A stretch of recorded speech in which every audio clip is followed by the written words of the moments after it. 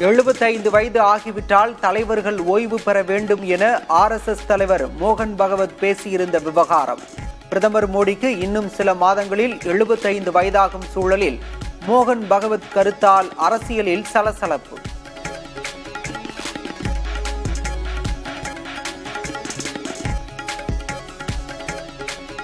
நாட்டில் உள்ள 5-6 தொழிலதிபர்களுக்காக பாஜக அரசை நடத்தி வருவதாக ராகுல் காந்தி விமர்சனம்.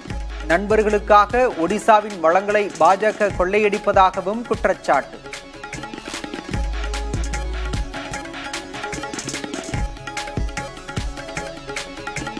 தமிழ்நாட்டின் வளர்ச்சி டெல்லியை அச்சுறுத்துவதாக முதல்வர் ஸ்டாலின் பதிவு. பழனிசாமியும் அவரது கட்சியும் தமிழ்நாட்டுடன் அல்ல டெல்லியுடன் நிற்கிறார்கள் என்றும் விமர்சனம்.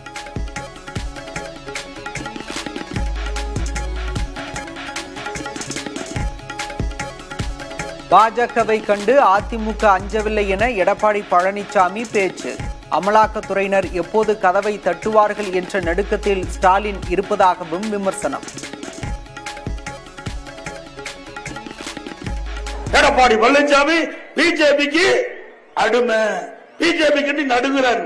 நாங்க நடுங்கல ஸ்டாலின் அவர்களே, நீங்க தான் நடுக்கத்தில் இருக்கிற. எப்ப அமலாக்கத்துறை கதவை தட்டுன்னு பயந்து நடுங்கிட்டு இருக்கிறாங்க நீங்களும் அமைச்சர் பெருமக்களும். அண்ணா திமுகவை பொறுத்த வரைக்கும் எதற்கும் அஞ்சாத கட்சி, இது தொண்டை நிறைந்த கட்சி.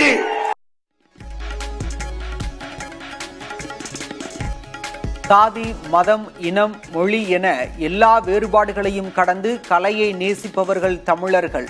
வேள்பாரி புத்தக விழாவில் ரஜினி பேச்சு. தமிழ் மக்கள் கலை எந்த வகையில் இருந்தாலும் அதை ரசிக்கிறதுல மன்மர்கள். இந்த கலை எங்க இருந்த ஜாதி, மதம், பேதம், மொழி எல்லாம் இல்லாம தலைமையில தூக்கி கொண்டாடுவாங்க. ஹேட்ஸ் ஆஃப், உங்க கால்களுக்கு தான் வணங்குறேன்.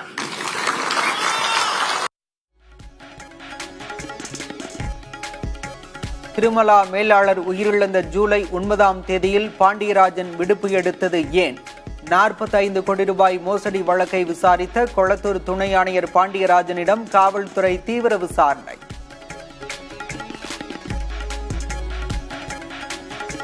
திருமலா நிறுவன மேலாளர் உயிரிழப்பு வழக்கில் மாதவரம் குற்றப்பிரிவு ஆய்வாளர் காத்திருப்போர் பட்டியலுக்கு மாற்றம். புகார் அனுப்பப்பட்டதாக தெரிவிக்கப்பட்ட நிலையில் நடவடிக்கை.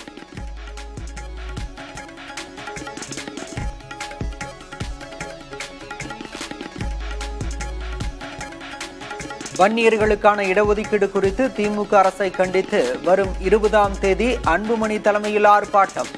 அன்புமணி ஆர்ப்பாட்டத்தில் பங்கேற்க மாட்டேன் என ராமதாஸ் திட்டவட்டம்.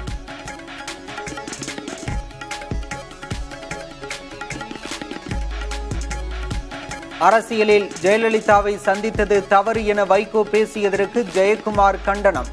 அதிமுக கூட்டணியில் இருந்ததால்தான் மதிமுகவின் சின்னத்துக்கு அங்கீகாரம் கிடைத்தது என பதிலடி.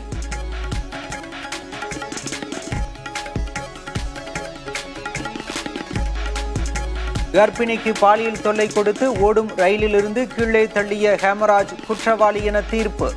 தண்டனை விவரங்கள் திங்கட்கிழமை அறிவிக்கப்படும் என திருப்பத்தூர் நீதிமன்றம் அறிவிப்பு.